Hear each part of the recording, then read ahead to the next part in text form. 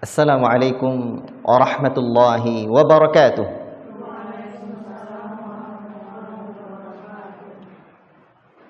Innal hamdalillah nahmaduhu wa nasta'inuhu wa nastaghfiruh wa na'udzu billahi min shururi anfusina wa min sayyiati a'malina. Man yahdihillahu fala mudilla lahu wa man yudlil fala hadiya lahu. Asyhadu an la ilaha illallah wahdahu la syarika lahu wa asyhadu anna Muhammadan abduhu wa rasuluh. Ya ayyuhalladzina amanu taqullaha haqqa tuqatih wa la tamutunna illa wa antum muslimun. Ya ayuhan nasu taqu rabbakumul ladzi khalaqakum min nafsin wahidah wa khalaqa minha zawjaha wa batha minhuma rijalan katsiran wa nisaa'a wattaqullaha alladzi tasaaluna bihi wal arham innallaha kana 'alaikum raqiba. Ya ayyuhalladzina amanu taqullaha wa qulu qawlan sadida yuslih lakum a'malakum wa yaghfir lakum dhunubakum wa man yuti'illaha wa rasulahu faqad faza fawzan 'azima. Amma ba'd, fa inna asdaqal hadithi kitabullah wa khairal hadi hadi Muhammadin sallallahu alaihi wasallam wa syarrul umur muhdatsatuha wa kullu muhdatsatin bid'atun wa kullu bid'atin dhalalatun wa kullu dhalalatin finnar.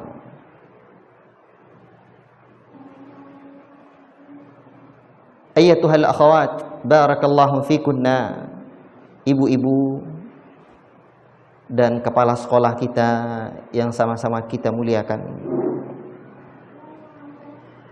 Semoga Allah Subhanahu wa taala berikan kita bimbingan agar senantiasa mendapatkan hidayah dan taufiknya, sehingga jalan kita dalam perjuangan ini adalah jalan di atas petunjuk Nabi sallallahu alaihi wasallam. Amin ya rabbal alamin. Ibu-ibu yang masya Allah, para pejuang-pejuang tarbiyah adalah orang-orang mulia. Dan di negeri ini guru memang sesungguhnya diletakkan pada tempat yang sungguh sangat luar biasa, derajat dan kedudukan mereka.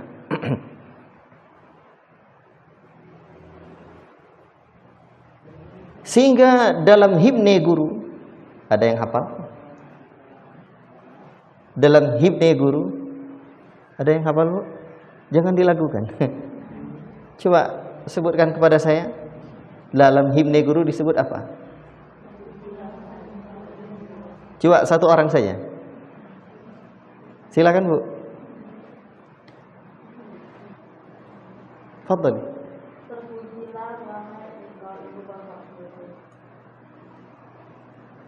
Lanjut.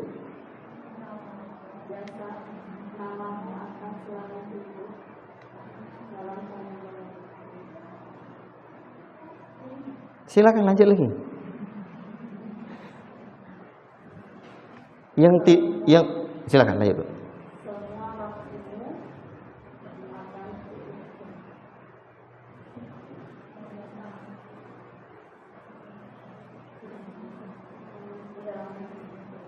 Baik, Bu.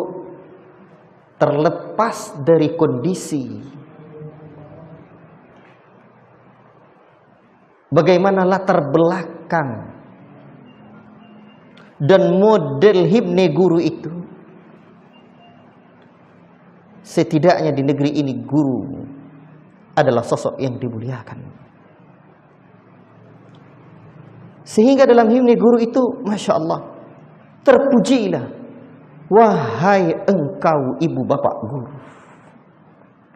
namamu akan selalu hidup dalam sanubariku. Semua baktimu akan kuukir dalam hatiku sebagai prasasti terima kasihku untuk pengabdianmu. Engkau sebagai pelita dalam kegelapan, engkau laksana embun penyejuk dalam kehausan. Engkau patriot pahlawan bangsa, pembangun insan cendekia. Terpujilah wahai engkau ibu bapak guru, namamu akan selalu hidup dalam sanubariku. Semua baktimu akan kuukir dalam hatiku sebagai prasasti terima kasihku untuk pengabdianmu. Dan diulang lagi. Masya Allah, ajib. Namun sayang, seiring berjalan waktu, himne guru hanya seakan tinggal sebagai simbolis belaka. Betapa banyak berita-berita kita dapatkan, murid yang memukul gurunya. Bahkan murid sampai orang tua wali murid mengkasuskan gurunya atas nama hak asasi manusia. Di mana harga guru hari ini? Guru adalah pahlawan tanpa tanda jasa. Mereka tidak butuh itu.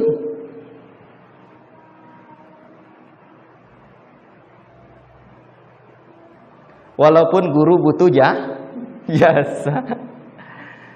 La ilaha illallah. Nanti kita lebih dalamkan lagi, Bu. Lalu kira-kira Islam bagaimana memandang guru? Agama kita ini bagaimana memandang sosok guru? Ajib. Terlalu banyak pujian yang telah disebutkan oleh para ulama, bahkan para pujangga-pujangga Islam dalam syair mereka tentang kemuliaan dan derajat seorang guru.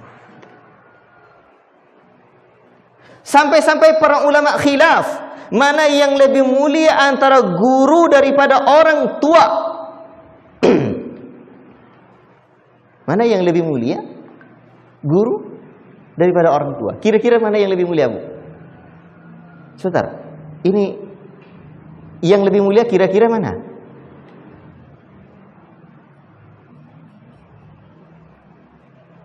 Orang tua atau guru? Bantu saya jawabnya. Silakan. Orang tua atau guru? Orang tua ya. Apa sih dalilnya? Agama ini ada masail, ada dalailnya, ada hukumnya, ada dalilnya. Man faraqad dalil dhallas sabil. Siapapun yang memisahkan dirinya dari dalil, tersesatlah jalannya. Baik. Apa sih dalilnya? Ibu-ibu yang dimuliakan Allah, jawaban ibu tepat, tetapi kita harus mengerti bahwa khilaf para ulama di sana ada. Ada yang memandang bahwa guru lebih mulia ketimbang orang tua. Apa sebab? Sebab orang tua melahirkan anaknya dari alam rahim, alam yang mulia, alam ruh, menuju alam dunia, alam yang hina. Dan guru melahirkan murid dari alam dunia. Allah pernah pandang mulia dunia ini? Tak ada. Allah tak pernah pandang mulia dunia ini. Bahkan Nabi mengabarkan taklah lebih mulia dari sayap seekor nyamuk. Bahkan dunia ini lebih hina dari bangkai seekor anak kambing yang cacat telinganya. Tapi guru melahirkan seorang murid, seorang anak didik dari alam dunia nan hina menuju alam sorga dengan hasil didikannya biiznillah, alam yang penuh dengan kemuliaan. Ajib. Luar biasa. Makanya kalau orang tua tidak punya tarbiyah al-islamiyah terhadap anaknya, itu di mana sisi kemuliaannya? Dia bukan sosok sebagai seorang guru bagi anak-anaknya. La ilaha illallah. Makanya wajar dalam Ta'limul Muta'allim Az-Zarnuji menyebutkan satu kalimat, ana abdun man 'allamani harfan. Saya budak orang yang mengajarkan saya satu huruf. Ajib. Saya budak orang yang mengajarkan saya satu huruf. Masya Allah. Perkataan ini disebutkan di dalam Ta'limul Muta'allim oleh Az-Zarnuji, perkataannya Ali bin Abi Thalib. Tetapi Syekh Al-Utsaimin hafizallahu taala berkomentar, ini tidak sahih sanadnya sampai kepada Ali, namun ini kalam juga sabit, juga datang dari sebagian salaf yang lain seperti itu. Itulah kemuliaan guru. Di dalam Ta'limul Muta'allim itu diajarkan di pesantren. Terserah, karena budaknya seorang guru, karena murid adalah budaknya seorang guru, monggo, mau dimerdekakan atau mau apa, silahkan. Mau disuruh begini begitu, monggo, silahkan. Makanya dalam sejarah kepesantrenan di alam Nusantara, dan pesantren adalah lembaga pendidikan terdahulu di negeri tercinta bernama Indonesia ini, bahkan Nusantara ini, murid, santri dan santriwati bisa memandang buya dan umi pondok, kiai dan bunyai itu sebagai orang tua mereka dalam tarbiyah. Ajib. Bahkan hubungan seorang guru dengan muridnya sampai ke surga kelak. Allahu Akbar.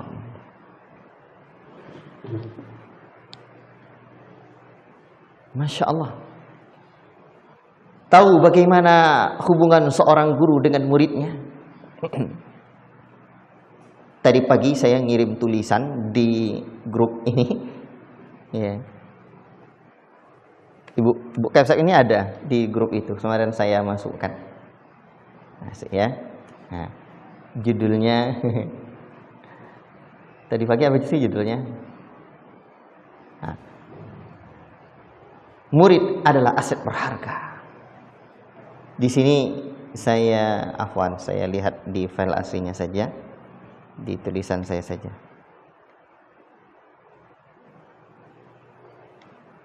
Coba ibu perhatikan bagaimana seorang guru dipandang mulia oleh muridnya. Perhatikan ini. Gak nampak bu ya? Afwan.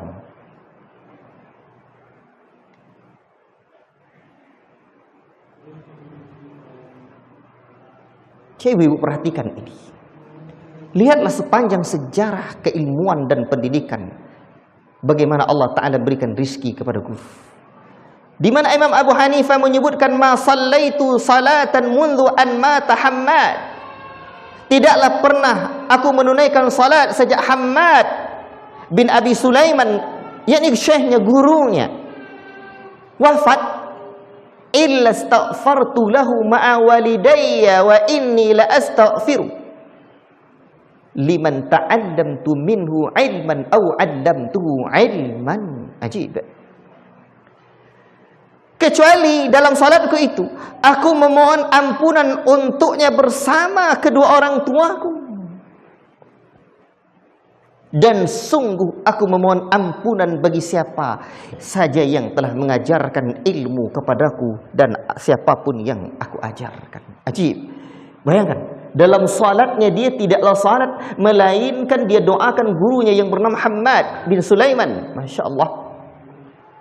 Dan di saat yang sama, Allah Ta'ala karuniakan rizki kepada Imam Abu Hanifah, seorang murid yang bernama Qadi Abu Yusuf. Majid. Allahu Akbar. Apa, Masya Allah, murid hebatnya Al-Imam Abu Hanifah rahimahullahu ta'ala. Coba lihat apa yang disebutkan oleh Al-Imam Qadi Abi Yusuf. Inni la ad'u li Abi Hanifah qabla abawayya. Haji. Sungguh aku berdoa untuk Abu Hanifah, guruku, sebelum kedua orang tuaku. Allahu Akbar.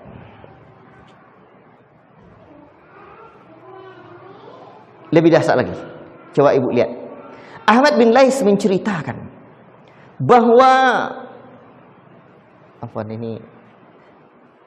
di mana Imam Ahmad, guru beliau, pernah berkata, inni la ad'u Allah li Syafi'i fi salati mundu 40 sanah Sungguh aku berdoa kepada Allah untuk Al-Imam Asy-Syafi'i. Karena Imam Ahmad adalah muridnya Al-Imam Asy-Syafi'i. Beliau mendoakan gurunya. Sejak 40 tahun aku pun mengatakan Allahumma firli wali walidayya wali Muhammad bin Idris Asy-Syafi'i. Ya Allah, ampuni aku, kedua orang tuaku, dan untuk Muhammad bin Idris Asy-Syafi'i. Allahu Akbar. Luar biasa. Sekarang Bu, pertanyaan kita, ini baru mukadimah Bu. Sejak kita mulai TK, kalau yang dulu pernah TK atau TPA atau MDA atau minimal SD lah, sudah berapa orang guru kita sampai hari ini? Sudah berapa orang guru kita Bu? Guru SD kita ada 10 orang tidak? Ada 12, 15 ada? Taruhlah 15. Guru SMP kita berapa orang? Ada berapa orang? Ada 20? Lebih atau ada? Anggaplah 20 sudah orang guru kita. Guru SMA kita ada 20?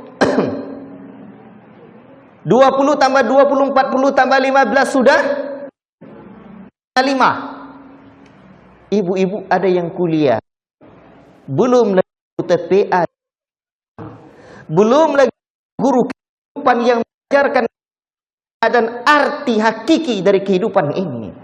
Bu, guru kita tidak akan kurang 60 orang. Sepakat? Bahkan mungkin ratusan, apalagi yang sudah S2. Sekarang pertanyaannya, dari sekian banyak guru kita, siapakah di antara mereka yang senantiasa terkenang dan senantiasa teringat hingga sekarang? Ntar dulu, jangan bicara doa dulu. Doa, tunggu. Kalau Al-Imam Ahmad, kalau Al-Imam Abu Hanifah, Qadhi Abu Yusuf, dan para ulama yang lainnya, lihat bagaimana sikap mereka terhadap guru mereka. Sekarang kita bagaimana?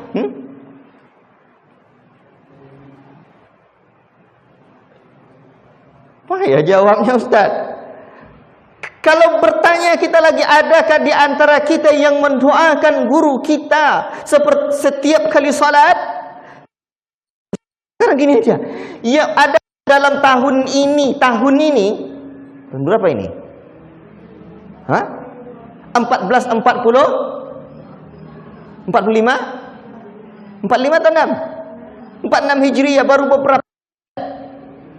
Ada tahun 1446 Hijriah ini, ada berapa orang guru kita yang kita doakan?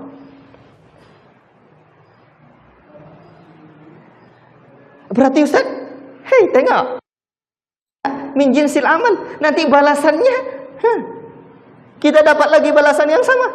Hal jazaul ihsani illal ihsan, tidak adalah balasan kebaikan melainkan kebaikan. Masya Allah.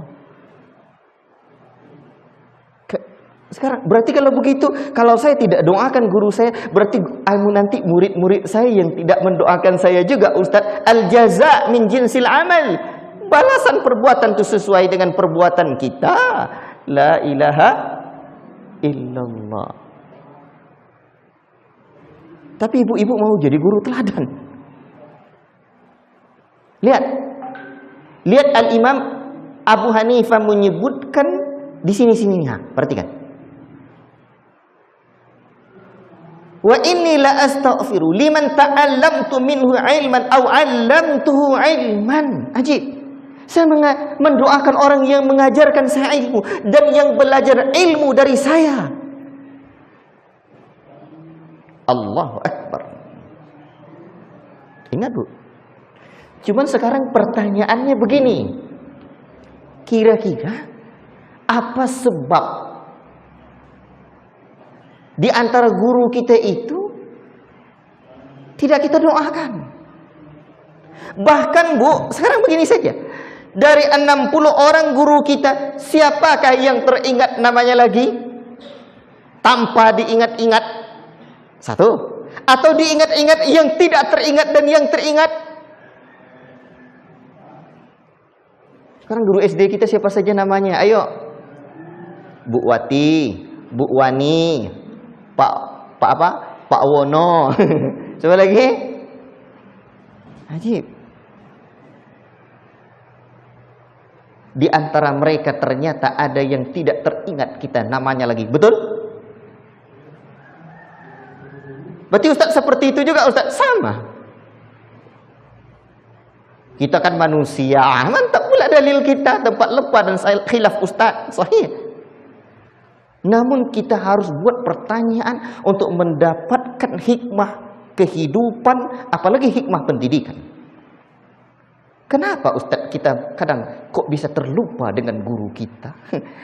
Artinya Bu, bisa saja nanti murid-murid ibu, murid-murid kita hari ini, sayalah dulu, akan terlupa dengan kita.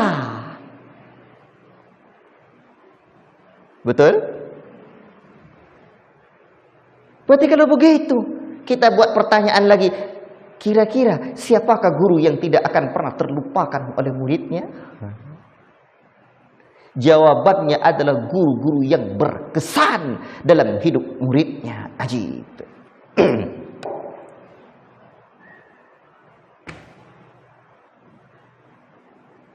Guru yang betul-betul kita teringat adalah guru yang betul kita berguru. Bukan sekedar hanya transfer ilmu. Di sini tadi saya buat begini. Coba Ibu, lihat ini.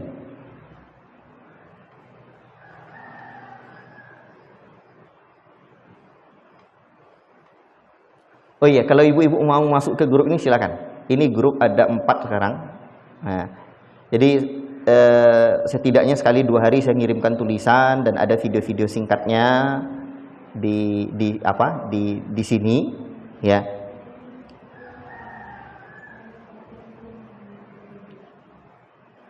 Saya baca ini. Demikianlah berguru dan nikmatnya ilmu. Guru berada di hati muridnya dan murid berada di hati gurunya. Itu berguru, Bu.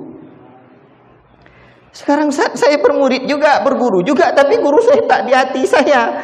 Berarti tidak berkesan. Apa sebab tidak berkesan? Kira-kira gimana?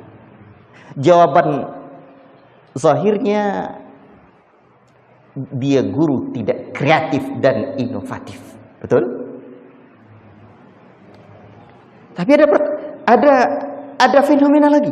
Betapa banyak guru-guru yang kreatif dan inovatif kok hilang di telan zaman, bahkan hilang di pikiran alam kesadaran muridnya. Ada apa kira-kira, Bu? Kaidahnya maka lillahi fahuwa abqa. Sesuatu yang ikhlas karena Allah lah yang akan berkekalan. Berarti ikhlas satu, kedua apa lagi? Tidak kreatif dan inovatif. Tidak mendidik murid dengan baik. Masya Allah. Tapi coba mendidik murid dengan baik, dengan sabar. Masya Allah, luar biasa. Banyak, Bu. Coba nih, saya kemarin nulis lagi. Lihatlah bagaimana seorang guru yang bukan hanya kreatif dan inovatif, tapi seorang guru yang Masya Allah punya apa ini? Coba Ibu perhatikan ini. Bukan hanya punya keikhlasan, tetapi Masya Allah punya sesuatu yang luar biasa dalam kehidupannya. Al-Imam Asy-Syafi'i rahimahullahu ta'ala adalah sosok yang layak dan mesti kita teladani. Dan lihatlah bagaimana beliau menikmati ilmu dan aktivitas ilmu tersebut. Al-Imam Asy-Syafi'i rahimahullahu ta'ala pernah diceritakan orang tentang bagaimana juhud beliau di dalam ilmu tersebut. Al-Imam Asy-Syafi'i punya seorang murid yang Masya Allah luar biasa ujian Imam Syafi'i untuk dirinya. Muridnya ini bernama Rabi' bin Sulaiman Al-Muradi. Karena murid Al-Imam Asy-Syafi'i ada dua bernama Rabi' ini, bin Sulaiman ini. Ada Rabi' bin Sulaiman Al-Jizi dan ada Rabi' bin Sulaiman Al-Muradi. Demikian saya ingat. Rabi' bin Sulaiman Al-Muradi ini adalah seseorang yang lambat pemahamannya. Al-Qafal menceritakan, kana Rabi' bati'ul fahmi. Rabi' adalah seorang yang lambat pahamnya lambat. Sampai-sampai saking lambatnya pemahaman beliau ini, Al-Imam Asy-Syafi'i mengulang ajaran yang sama 40 kali. Tidak paham. Ada murid ibu-ibu seperti itu? 40 kali bu, di lokal. Ndak dapat alif, belum tahu ba, dapat ba hilang alif lagi. Pahamnya. Tapi disebutkan dalam riwayat lain bukan soal hafalannya, tapi paham. Masya Allah. Akhirnya malunya Rabi' bin Sulaiman Al-Muradi ketika itu dia kabur dari majelis Al-Imam Asy-Syafi'i, kabur kelas, cabut. Tapi lihatlah bagaimana sikapnya Al-Imam Asy-Syafi'i rahimahullahu ta'ala. Dia datang menemui muridnya, dia ulang-ulang pelajaran itu sampai akhirnya Rabi' bin Sulaiman Al-Muradi ini paham. Allahu Akbar. Sampai-sampai Al-Imam Syafi'i pernah menyebutkan, ya Rabi', lau amkanani an ut'imaka al-ilma la at'amtuka. Wahai Rabi', seandainya aku bisa suapkan ilmu itu kepadamu seperti makanan, pasti aku akan menyuapkan, memberikan ilmu itu, disuapkannya. Begitu, Bu. Karena Rabi' punya kasih sayang yang luar biasa kepada muridnya yang paling. Kalau kira-kira Pak, kalau kira-kira Bu, kalau di kelas kita itu murid naik kelas gak itu? La ilaha illallah. Paling ditakuti tidak murid tinggal kelas udah 3 tahun. Nah, bayangkan tuh. Tapi lihat Al-Imam Syafi'i mencintai muridnya. Ma ahabbaka ilayya. Alangkah besarnya kecintaanku kepadamu wahai Rabi'. Ajib.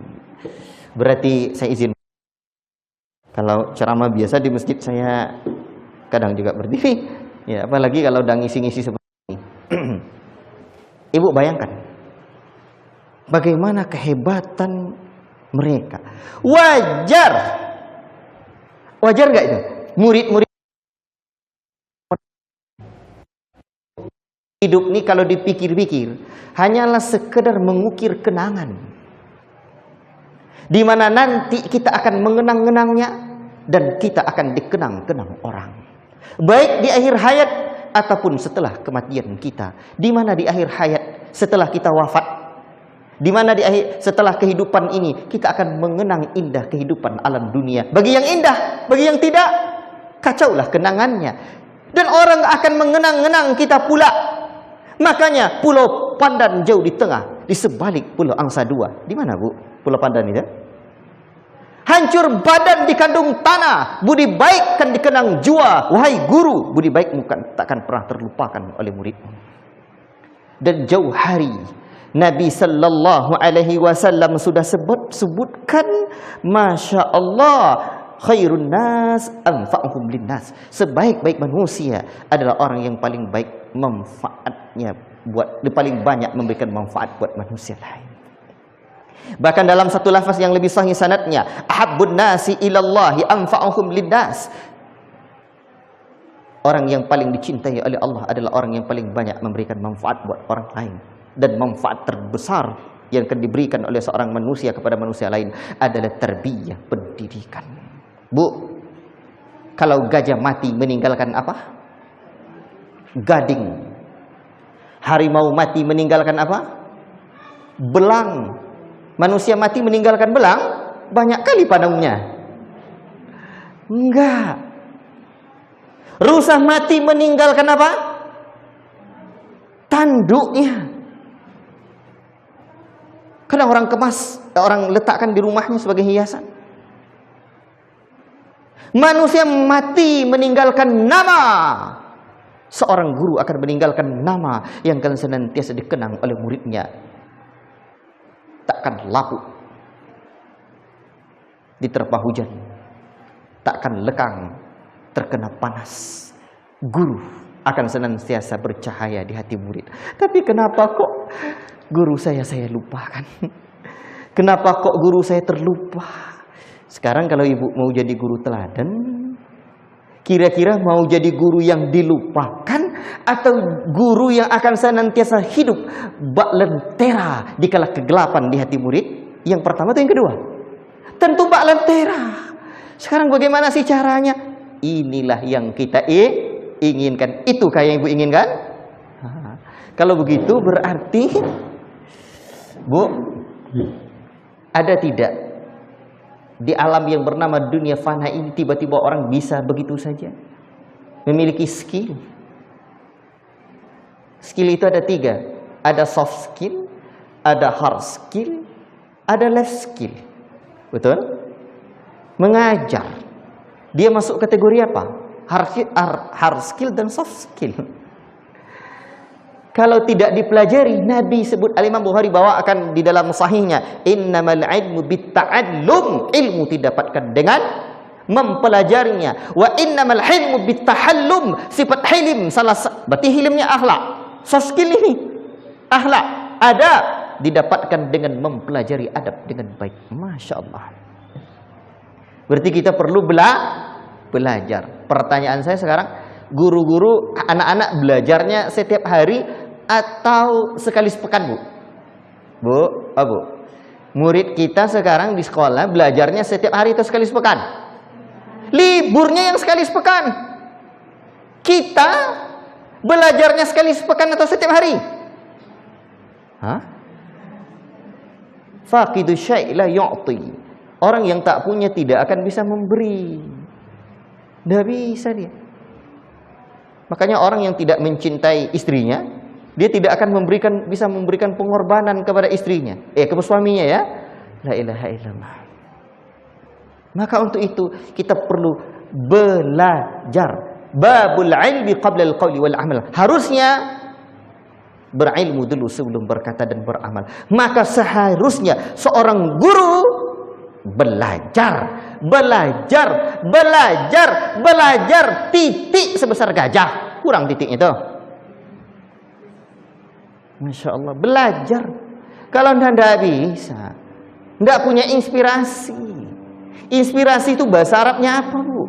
Inspirasi itu bahasa Arabnya adalah ilham.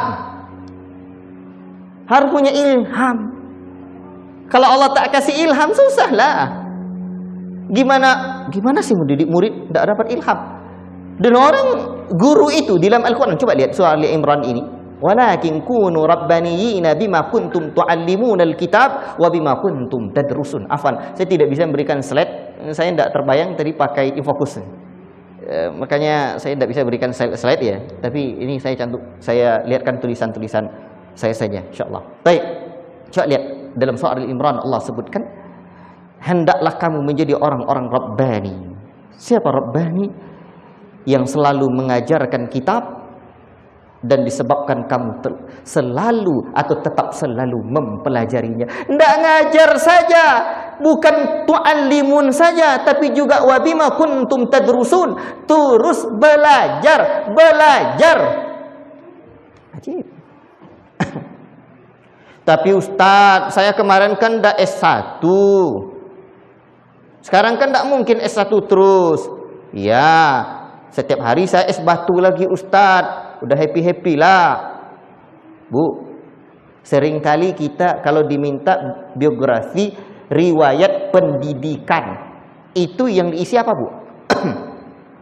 Yang bisa diisi hanya sampai S3. Betul apa betul? Ya betul. Itu pendidikan yang bisa ditulis. Pertanyaannya, setelah selesai S3 berpendidikan nggak lagi, dapat ilmu nggak lagi, dapat pendidikan nggak lagi, dapat dari petuah yang ada, dari guru-guru kehidupan, dari senior yang ada. tapi yang dapat ditulis hanya sampai S3. Betul? Bahkan ada orang yang tidak sampai, dia tidak pernah mengenyam S1, tidak ada. S1 pun dia tak dapat. Karena zamannya belum zaman es batu. Seperti siapa? Buya Hamka. Di antara pahlawan di negeri ini adalah Buya Hamka, Buya Muhammad Nasir. Ajib. Tamat apa Buya Hamka, Bu? Halo? Melek sejarah gak ini? Bu, kalau satu negeri ingin dijajah oleh para penjajah, maka cara ampuhnya adalah memutuskan sejarah bangsa tersebut dari anak-anak bangsanya, sehingga mereka tidak mengerti sejarah bangsanya. Kalau Bung Karno bilang jas merah, jangan sekali-kali melupakan sejarah. Nah, itu dia. Lebih duluan Allah Ta'ala menyebutkan tentang kisah dan sejarah. Fakosusil qasas, kisahkan kisah. Itu dia. Hebat. Ajib. Buya Hamka tamat apa, Bu? Tahu nggak kira-kira? S1, S2, S3? S2 kah? Taman apa sih Buya Hamka? Sekolah yang setara dengan SD dulu apa namanya? SR. Sekolah rakyat. Buya Hamka cuma tamat surau. Habis tamat surau merantau, makanya surau merantau. Merantau tuh bahasa Arabnya, dalam bahasa para ulama, rihlah fi talabil ilmi, rihlah. Tapi surau dulu, di mana ada surau, di situ ada buya. Di mana ada buya, pasti punya surau. Tidak ada surau yang tidak punya buya, tidak ada buya yang tidak memiliki surau. Baru mereka merantau. Sekarang banyak surau yang tidak punya buya, banyak buya yang tidak punya surau. Itu dia. Akhirnya jadi buya rawon saja. Akhirnya jadi surau bak anak ayam kehilangan induk. Tidak ada yang membina dan mengerami. Kalau telur kira-kira tinggalkan sama induknya terus sebentar-sebentar keluar, itu telur netas nggak, Bu? Hah? Enggak. Busuk dia. La ilaha illallah. Lihat hasil didikan surau. Akhirnya melahirkan sosok Buya Muhammad Nasir, sosok Buya Hamka, bahkan sosok Muhammad Hatta, ada Malik, sosok A.R. Fahrudin, ya. Sosok apa lagi? Sosok ayahnya Ahmad Rashid, ya. Abang iparnya Buya Hamka, dan orang-orang hebat. Bahkan melahirkan Syekh Ahmad Khatib Minangkabawi menjadi imam dan khatib tetap di Masjidil Haram. Masya Allah, surau. Nah, ini sejarah pendidikan Islam di negeri ini, Bu. Taib. Tapi lihatlah hasilnya. Buya Hamka bukan seorang yang punya gelar sebagai seorang terpelajar dalam dunia akademik, tidak. Dalam riwayat pendidikannya. Tapi lihatlah, bukan terpelajar, tapi pembelajar. Sekarang banyak yang terpelajar, gelar selangit S1, S2, S3, tapi tidak pembelajar. Hanya mendapatkan secari kertas yang bernama ijazah. Seakan ilmu habis di sana. Itu namanya terpelajar tapi tidak pembelajar. Yang paling penting pembelajar walaupun tidak kenal dengan bangku sekolah. Karena yang diwajibkan Nabi bukan talabul madrasah, talabul ilmi, menuntut ilmu di musalla, di surau. Kalau surau dulu adalah institusi pendidikan, hari ini kenapa tidak kita kembangkan di masjid? Di saat orang-orang ribut hiruk pikuk dengan mahalnya uang sekolah, kenapa tidak orang galakkan talabul ilmi di masjid, surau? Ajib. Sekarang belajar, Bu, ya. Belajar. Ikhwati fillah, barakallahu fikum. Bentar dulu. Sesi pertama sampai jam berapa? Baik, masih banyak waktunya. Tapi bensinnya habis, Bu. Nah, sebentar.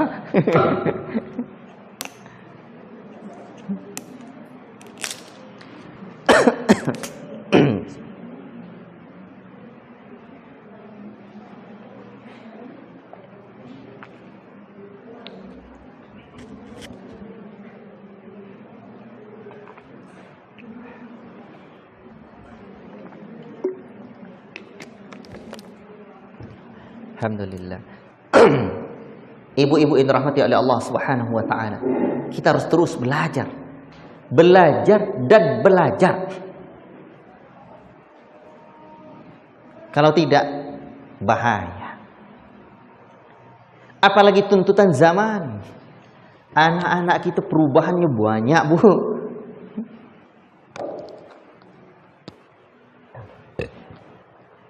Kita jangan terpengaruh dengan sekolahisme. Tahu sekolahisme, Bu? Sedikit-sedikit ilmu hanya dipandang dapat di sekolah. Keliru ini. Makanya riwayat pendidikan tadi itu sekolahisme juga itu. Kenapa tidak bisa diterima? Bahwa para dakatiro, dokter-dokter tidak belajar lagi. Tidak bisa. Mereka belajar terus. Dengan guru-gurunya. Dengan mentor-mentornya. Makanya orang kalau hanya memandang bahwa sekolah bahwa pendidikan hanya ada di sekolah, terjebak pemikiran sekolahisme. Apa namanya? Sekolahis.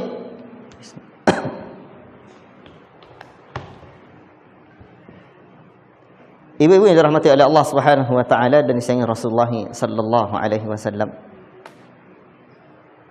Maka untuk itu ibu-ibu terus belajar.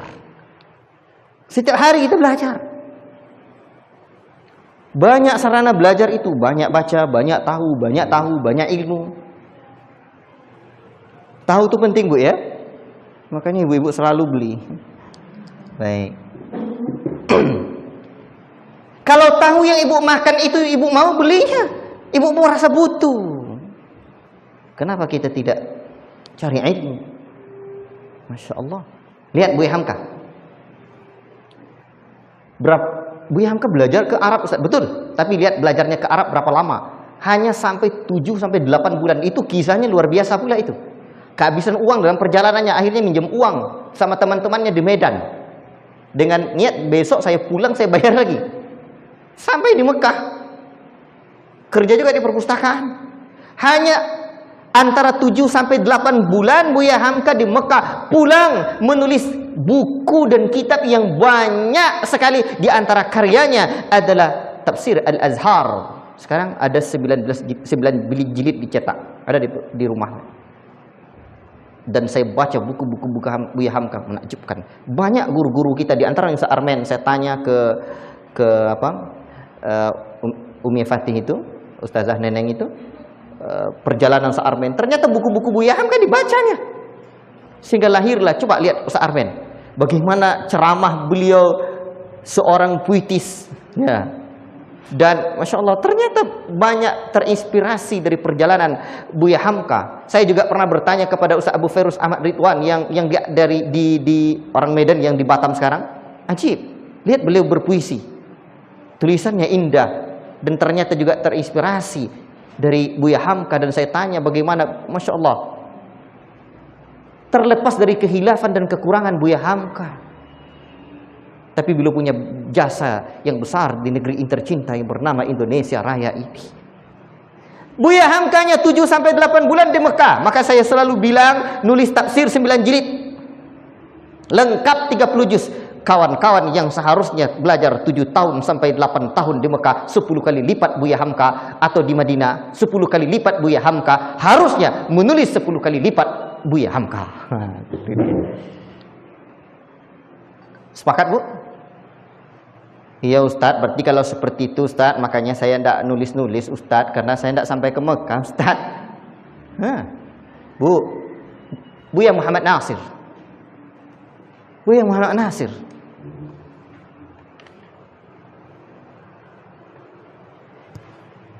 Tamat apa sih? Hanya tamat sekolah SMA. Tapi lihat, di zaman beliau dikenal oleh raja,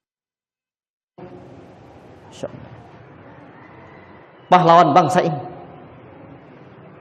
Buya Hamka pernah bilang begini, satu negeri itu, bangsa itu, ini Buya Muhammad Nasir, butuh guru-guru pejuang yang rela berkorban. Nah, ini catatan. Bapak kalau ibu-ibu kalau mau tahu bagaimana kehebatan Buya Muhammad Nasir, itu baca buku biasa. Ntar dulu saya mau gambarkan ini.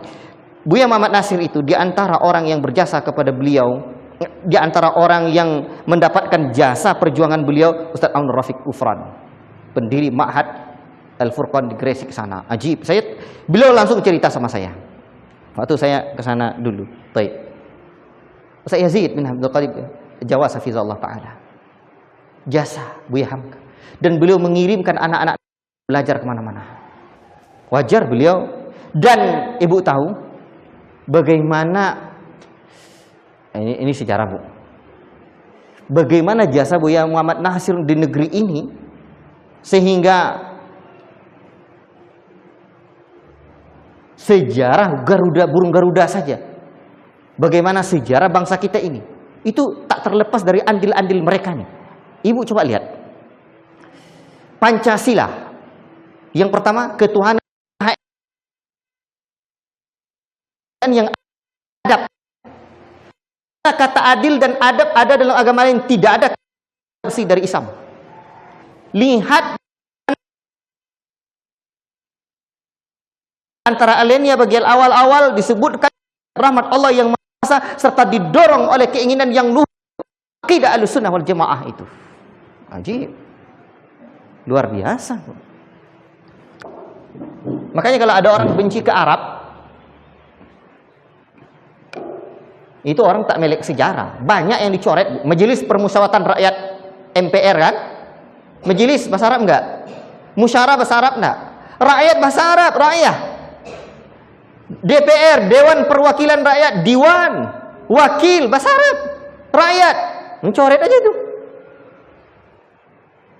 Apakah kira-kira negeri ini asasnya sedemikian, bahkan bahasanya itu terlahir begitu saja tanpa perjuangan mereka para pahlawan yang punya pemikiran yang disebut oleh orang-orang sekarang dengan Islamic worldview, cara pandang Islam? Bahasa kita yang memiliki akidah Islam. Ajib. Allahu Akbar. Maka untuk itu ibu-ibu yang dirahmati oleh Allah Subhanahu wa taala, kita butuh belajar. Ustaz, contohnya dari tadi orang laki-laki saja. Atau orang yang Masya Allah nggak kita kenal sebagai dakwah sunnah. Saya bukan bicara tentang ini, Bu. Saya berbicara tentang sekarang membawa. Karena kalau kajian kitab, Ibu hadir aja di majelis kitab kita, ya. Ya, atau di masjid-masjid. Alhamdulillah banyak guru-guru kita yang menyampaikan. Saya ingin menyampaikan sesuatu yang belum terdengar oleh sebagian kita atau dalam bab-bab ini. Baik. Agar melek kita. Kita guru. Sebab tadi saya tanya, tapi kalau sekolah ini sekolah mulazamah atau sekolah tanpa terdaftar di negeri, saya tidak perlu bicara ini. Sepakat, Bu? Perempuan. Ibu-ibu tahu tidak perempuan yang diantara orang yang berjasa siapa pahlawan di negeri ini? Siapa pahlawan perempuan di negeri ini? Coba bilang saya dulu. Kartini. Sepakat? Afwan, saya tidak mau mengecilkan jasa para pahlawan, tapi apa sih jasa Kartini? Jasanya telah sukses mau dipoligami, begitu kan? Bukan. Apa sih jasa Kartini? Sebentar, saya tunjukkan ke Ibu. Lihat ini. Coba Ibu lihat ini.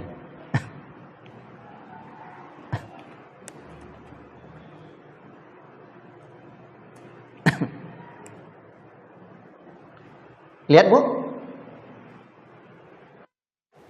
Satu ya. Beliau pakai jilbab atau tidak? Cuman umat Islam kok hanya tahu pahlawan kita Raden Ajeng Kartini. Walaupun di akhir hayat beliau, alhamdulillah beliau diberikan oleh Allah Subhanahu wa taala hidayah. Seingat saya beliau terpengaruh oleh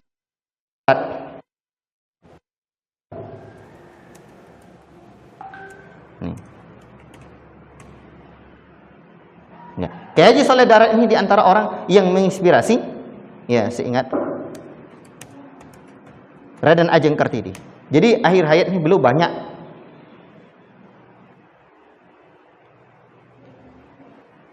ini betul. RA Kartini banyak memperdalam ilmu Islam dari Kiai Saleh Darat. Alhamdulillah, ingatan saya masih tepat. Baik, cuman sekarang saya ingin memperkenalkan orang di antara pahlawan negeri ini. Apa? Yang dekat aja contohnya. Kita orang Sumatera. Coba lihat ibu ini. Siapa pahlawan dari Sumatera? Ntar. Perempuan, Bu. Yang selain itu udah kita kenal dulu di SD. Siapa, Bu? Bu Maimana Umar. Bu, bukan itu. Yang sebelumnya, coba Ibu lihat ini. Ibu, saya lihat ini. Pernah dengar nama ini? Pernah dengar nama ini? Sebentar. Yang jujur, Bu, yang jujur. Pernah dengar nama ini? Sebelumnya?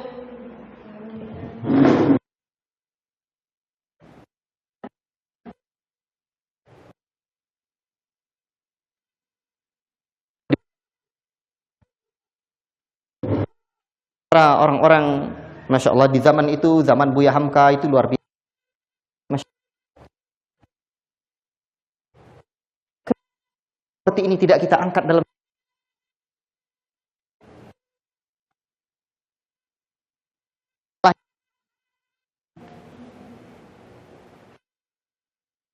Ibu ngajar buku.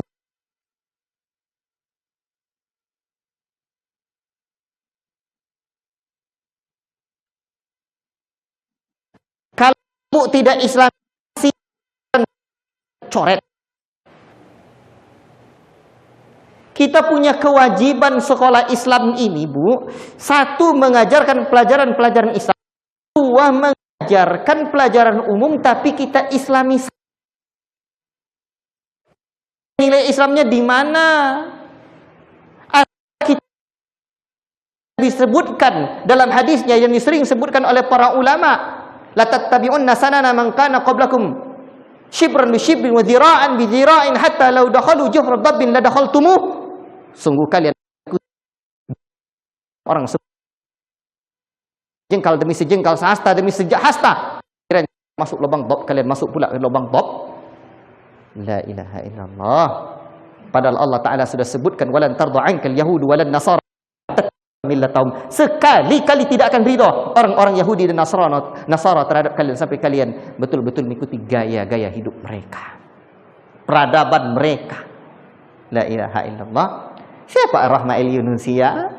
Rahma el-Yunusia di antara pahlawan negeri ini, orang yang berjasa di negeri ini, Bu. Maksud saya orang yang berjasa di negeri kita ini, tapi dilupakan dan tidak diangkat sejarahnya. Namun coba lihat Grand Sheikh Al-Azhar di Mesir sana, manakala berkunjung ke Padang Panjang dan beliau pergi ke madrasah yang didirikan oleh Rahma el-Yunusia ini, beliau melihat ketika itu pemudi-pemudi yang berjibab dalam, Masya Allah, dikhususkan sekolah seperti Zatul Akmam yang hanya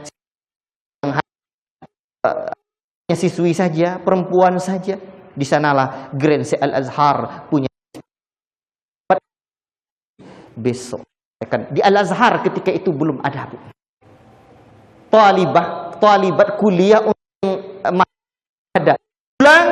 Beliau terinspirasi dan beliau buat kuliah khusus yang talibat siswinya di sana. Makanya Grand Sheikh Al-Azhar, orang-orang ada dan Rahmat Indonesia maju dengan jasa-jasa yang lain, belum lagi dunia kesehatan, belum lagi yang beliau kembangkan ketika masih hidup dengan perjuangan yang menakjubkan. Akhirnya Al-Azhar berikan gelar doktor kehormatan kepada Rahma el-Yunusia. Ajib. Sebagaimana Hamka dan ayah Hamka. Siapa nama ayah Hamka? Haji Rasul. Dia. Orang sebut ini DR karena dia beliau mendapatkan gelar doktor honoris causa dari Al-Azhar. Ajib. Kenapa enggak kisah-kisah seperti ini? Siapa lagi yang ibu? pahlawan perempuan.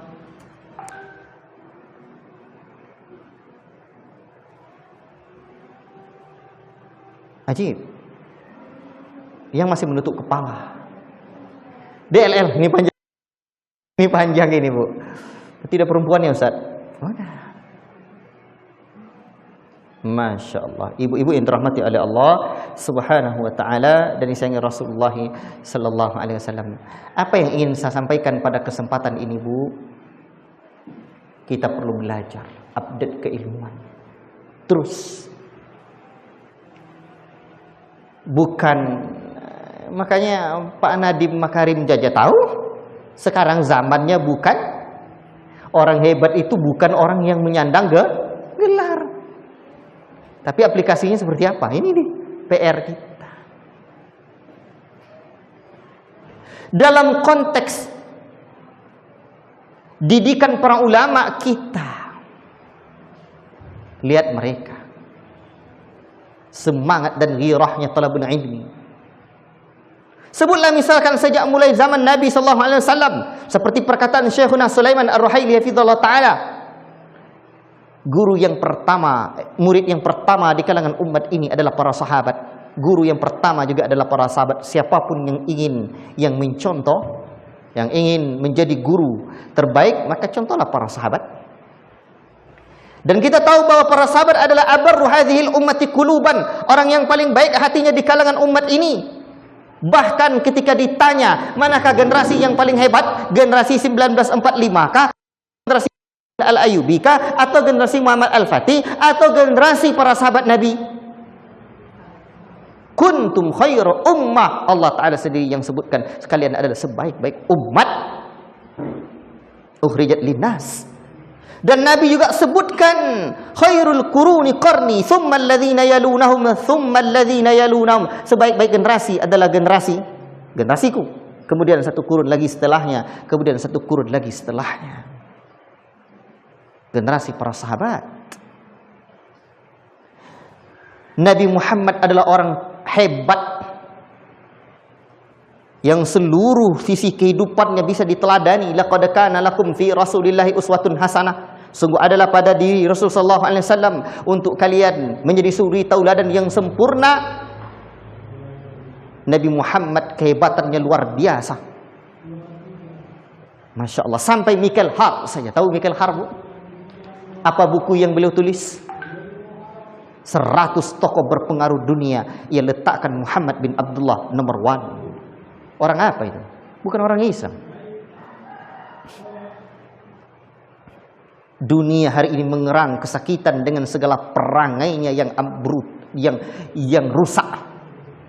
Dunia butuh sosok seperti Muhammad, tapi Nabi Muhammad tidak ada lagi. Maka ajaran Nabi Muhammad telah disempurnakan oleh Allah. Al-yawma akmaltu lakum wa atmamtu alaikum. Pada hari ini telah kusempurnakan untukmu wa alaikum ni'mati, aku tersempurnakan pula nikmatku, wa raditu lakumul Islam dinan, aku telah ridha Islam sebagai agama untukmu. Di sini garis bawahi. Kalimatnya sempurna untuk kita. Allah ridhoi pula kalau ada yang sempurna. Ada datang calon suami, sudahlah hafiz Quran, ganteng, S1, kaya pula. Yang satu lagi, sudahlah hafal Al-Qurannya belepotan, bentuk tak karu-karuan, miskin pula. Pilih yang mana, Bu? Ibu-ibu pilih menantu tentu yang pertama. Yang ahwat pilih calon suami tentu yang pertama. Sempurna. Sekarang kita dihadapkan dengan model 2 pendidikan. Pendidikan Islam, pendidikan yang datang dari Barat. Kita pilih yang mana? Inna dina indallahil Islam. Din yang benar di sisi Allah Ta'ala Islam. Din itu apa, Bu? Din itu apa artinya? Agama. Agama itu apa maknanya? Agama. Pernah Ibu belajar di sekolah enggak? Agama itu artinya apa? A dan gama. Tidak kacau artinya. Tapi itu kan bahasa, bukan bahasa kita, bahasa Sanskerta. Din dalam bahasa Arab, nizamul hayah, aturan hidup. Atau minhajul muslim, model ideal hidup, panduan ideal hidup seorang muslim. Sekarang pendidikan diajarkan oleh Nabi atau tidak? Hasil pendidikan itu apa? Melahirkan manusia, betul?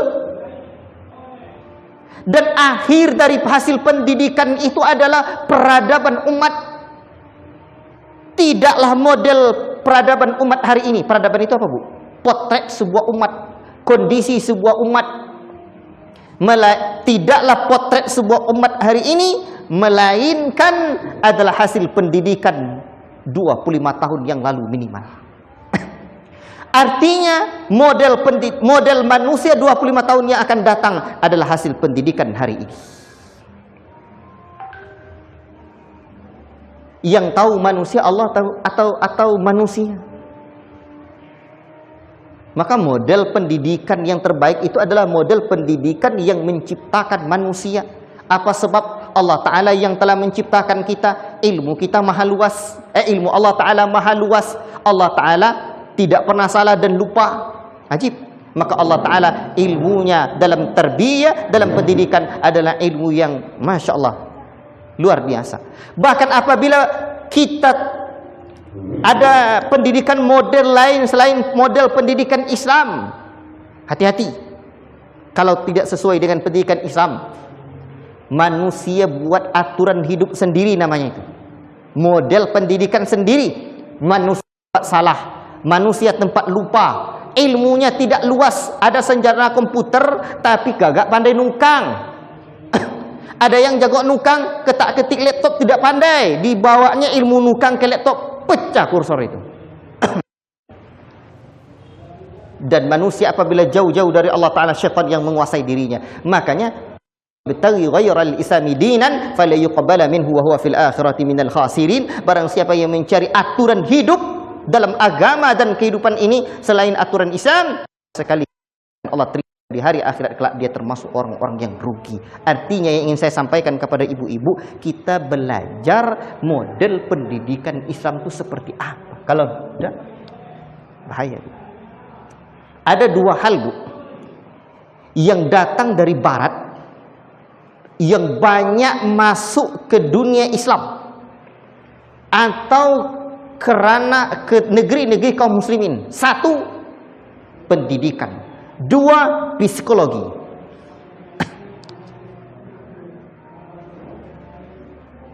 Kira-kira apa sebabnya? Apa sebabnya? Kira-kira apa sebabnya? Satu, pendidikan. Dua, psikologi. Itu banyak dimasuki oleh ribat.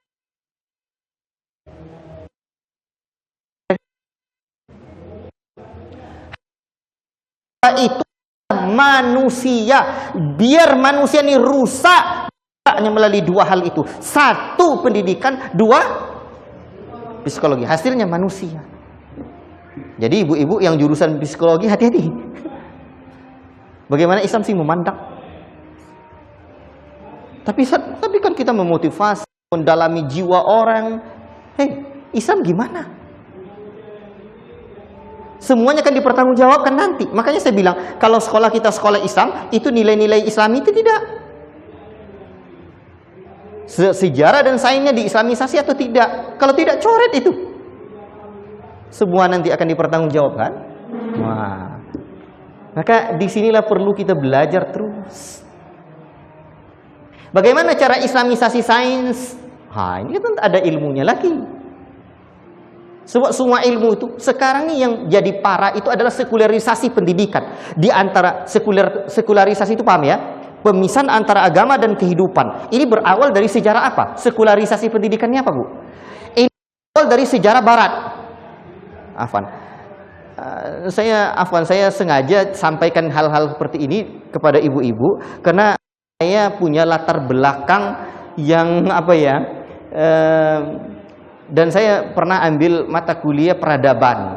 Ya. Ustaz kuliah di mana, Ustaz? Ustaz nggak punya gelar, saya nggak punya gelar. Ya. Gelarnya engku datuk saja. Nah, sekarang pun belum jadi datuk. Jadi, tapi saya kuliah terus, ya, kuliah terus.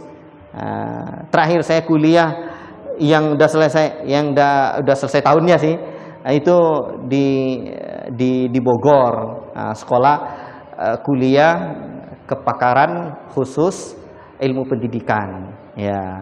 Di antaranya juga saya ngambil kuliah peradaban, kuliah sejarah, dan yang lain-lainnya. Tapi nggak ada gelar. Kuliah kepakaran khusus itu, ilmu pendidikan itu dosen dan pendirinya dulu mau buatnya itu ya setara dengan ya S2. Saya nyampaikan seperti ini. 2000 apa namanya ya? Ini modelnya Ustadz bagaimana ya?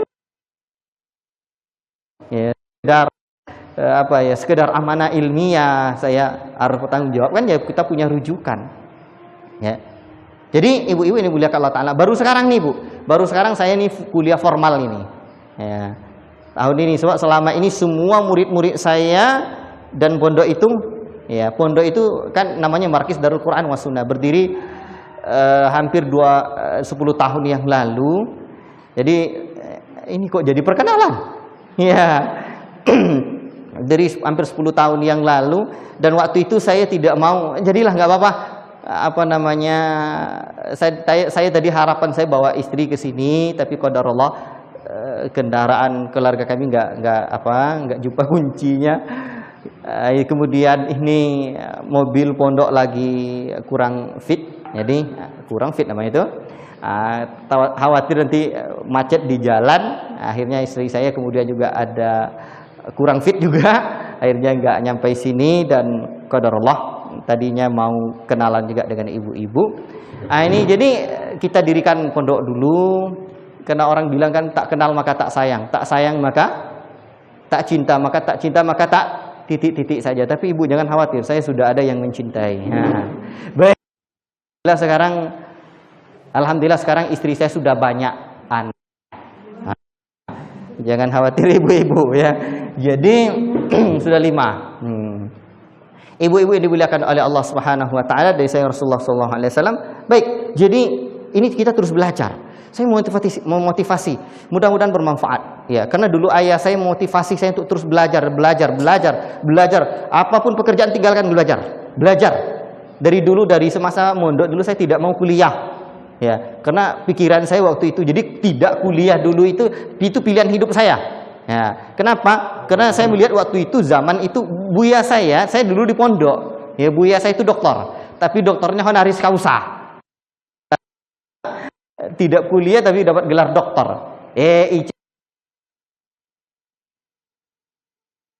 Dokter nggak apa-apa.